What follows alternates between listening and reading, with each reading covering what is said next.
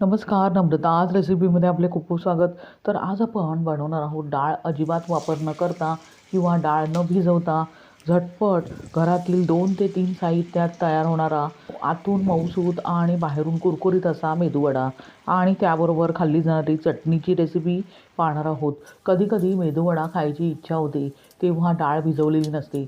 अशा प्रकारे घरातील उपलब्ध साहित्यात तुम्ही मेदूवडा घरच्या घरी फक्त 10 ते 15 मिनिटात बनवू शकता. आणि चटणीही इथे अगदी साध्या सोप्या पद्धतीने रेसिपी मी शेअर करत आहे. ज्यांना मेदूवडा जमत नाही त्यांच्यासाठी ही रेसिपी मी शेअर करत आहे. ही रेसिपी अगदी नवशिकेही सहजरित्या बनवू शकतील इतकी सोपी आणि सुटसुटीत आहे.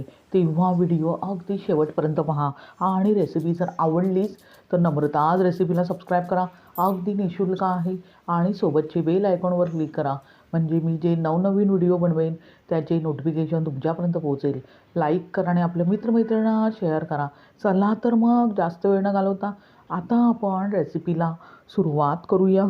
इन्स्टंट कुरकुरीत मेदूवडा बनवण्यासाठी प्रथम आपण मिक्सरमधून काही जिन्नस फिरवून घेणार आहोत. त्यासाठी मिक्सरचे भांडे घेतले आहे. आता त्यात आपण 2 वाट्या आपण जाडे पोहे घालूया.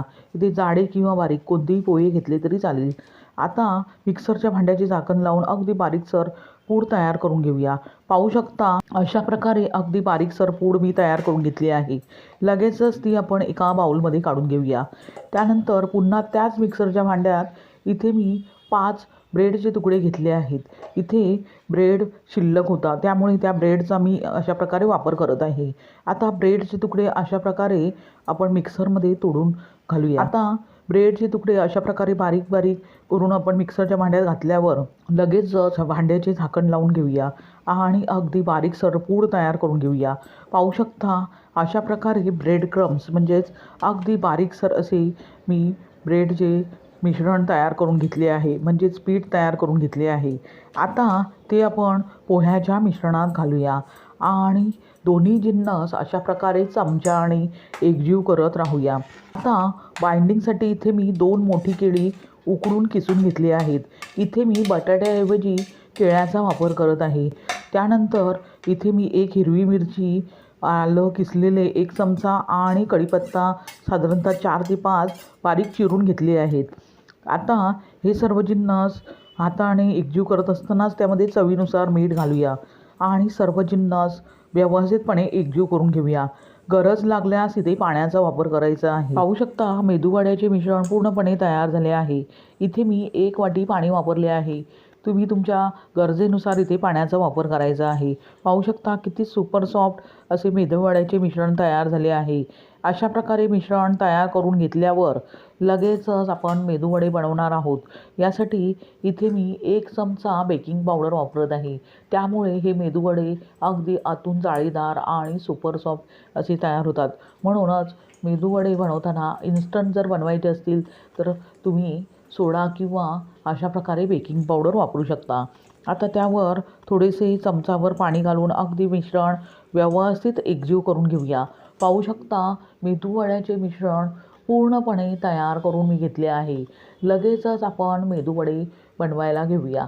त्यासाठी मिश्रणाचा गोळा घेऊन अशा प्रकारे हातावर व्यवस्थितपणे दाबून घ्यायचा आहे आणि मधून बोटाने अगदी व्यवस्थितपणे होल तयार करून घ्यायचा आहे. पाहू शकता किती परफेक्ट मेदूवडा तयार झाला आहे. अशाच प्रकारे सर्व राहिलेले मेदूवडे मी अगदी व्यवस्थितपणे तयार करून घेत आहे. पाहू शकता मेदूवडे पूर्णपणे मी तयार करून घेतले आहेत. अशा प्रकारे मेदूवडे बनवून साधारणतः 4 ते 5 दिवस तुम्ही फ्रीजमध्ये स्टोअर करून ठेवू शकता आणि जेव्हा हवे असतील तेव्हा फ्रीजमधून काढून साधारणतः अर्धा तास नॉर्मल टेम्परेचर आल्यावर व्यवस्थितपणे डीप फ्राय करून त्याचा आस्वाद घेऊ शकता. आता मेदूवडे आपण तळून घेणार आहोत. त्यासाठी तेल मी तापत ठेवले आहे. तोवर आपण त्याबरोबर खाल्ली जाणारी चटणी बनवून घेऊया. त्यासाठी इथे मी 1 मिक्सरची भांडी घेतली आहे. आता त्यात आपण 1 वाटी ओल्या नारळाचा चव घालूया. त्याबरोबरच अर्धी वाटी कोथिंबीर, 3 ते 4 हिरव्या मिरच्या, अर्धा इंच आले घालूया आणि त्याबरोबर मीठही घालूया आणि आवश्यकतेनुसार पाणी घालून म्हणजे जितपत चटणी पातळसर हवी आहे त्याप्रमाणे इथे पाण्याचा वापर करून मिक्सरच्या भांड्याचे झाकण लावून अगदी व्यवस्थित बारीकसर अशी चटणी वाटून घेऊया. पाहू शकता अशा प्रकारे चटणी अगदी व्यवस्थितपणे मी वाटून घेतली आहे. लगेचच ती बाऊलमध्ये काढून घेऊया. अशा प्रकारे तयार झाली अगदी झटपट तयार होणारी मेदूवड्याबरोबर खाल्ली जाणारी चविष्ट अशी चटणी.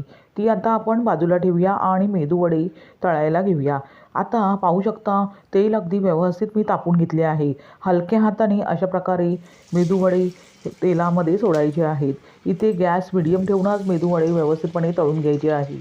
अजिबात गॅस बंद करायचा नाही. अशा प्रकारे मेदूवडे एक बाजू थोडीशी क्रिस्पी झाल्यावर म्हणजेच कुरकुरीत झाल्यावर लगेचच आलटून पलटून दोन्ही बाजूने अगदी त्याचा गोल्डन कलर येईस्तोवर व्यवस्थितपणे एक समान रंगावर भाजून घ्यायचे आहेत. पाहू शकता साधारणतः 4 ते 5 मिनिटानंतर मेदूवडे अगदी व्यवस्थितपणे कुरकुरीत दोन्ही बाजूने गोल्डन कलर येईस्तोवर मी तळून घेतले आहेत. इतपतच आपल्याला मेदूवडे तळून घ्यायचे आहेत. लगेचच तळलेले मेदूवडे आपण टिश्यू पेपर असलेल्या एका चाळणीत काढून घेऊया. म्हणजे एक्स्ट्रा जे तेल आहे ते टिश्यू पेपर व्यवस्थितपणे शोषून घेईल आणि मेदूवडा तेलकट होणार नाही. अशा प्रकारे अजून साधारणतः 2 ते 3 बॅचमध्ये मेदूवडे मी तळून घेत आहे. पाहू शकता दुसरी आणि तिसरी बॅच अगदी व्यवस्थितपणे मी मेदूवडे तळून घेतले आहेत. अशा प्रकारे मेदूवडे व्यवस्थितपणे एक समान रंगावर तळून घेतल्यावर लगेचच आपण गरमागरम मेदूवडे चटणीसोबत सर्व्ह करूया. पाहू शकता किती परफेक्ट मेदूवडा तयार झाला आहे. तोही इन्स्टंट आणि कुरकुरीत. अशा प्रकारे तयार झाला बघताक्षणी खावासा वाटणारा चविष्ट, कुरकुरीत आणि आतून तितकाच मऊसूत आणि खायला अप्रतिम असा मेदूवडा. हा मेदूवडा तुम्ही अशा प्रकारे बनवून पहा. पारंपरिक मेदूवडा बनवताना डाळ अगदी व्यवस्थित भिजवून घेतली जाते. त्यानंतर मिक्सरमध्ये अगदी बारीकसर वाटली जाते. पण जर डाळ बारीकसर वाटली गेली नाही तर मेदूवडा चुकण्याची म्हणजेच अगदी कडक होण्याची शक्यता असते. इथे जे जिन्नस वापरले आहेत त्यामुळे मेदूवडा अजिबात फसणार नाही. अगदी झटपट तयार होतो, खायला अप्रतिम असा लागतो. इथे कच्च्या केळ्याचा जो वापर केला आहे त्यामुळे मेदूवड्यातील आतील मॉइश्चर अगदी पुरेपूर टिकून राहते. मेदूवडा कडक राहत नाही. म्हणून अशा प्रकारे तुम्ही इन्स्टंट मेदूवडा बनवून पहा आणि चटणी त्याबरोबर अगदी चविष्ट मी बनवली आहे. तीही त्यासोबत बनवून पहा आणि त्याचा आस्वाद घ्या. तुम्हाला ही रेसिपी कशी वाटली ते कमेंट करून सांगा. आणि रेसिपी जर आवडलीच तर नम्रताज रेसिपीला सबस्क्राईब करा. अगदी निःशुल्क आहे आणि सोबतचे बेल आयकॉनवर क्लिक करा. म्हणजे मी जे नवनवीन व्हिडिओ बनवेन त्याचे नोटिफिकेशन तुमच्यापर्यंत पोहोचेल. लाईक करा आणि आपले मित्रमैत्रिणींना शेअर करा. पुन्हा भेटूया अशाच साध्या, सोप्या, सुटसुटीत, तितक्याच चविष्ट आणि पौष्टिकतेने परिपूर्ण अशा रेसिपीसह. धन्यवाद. श्री स्वामी समर्थ.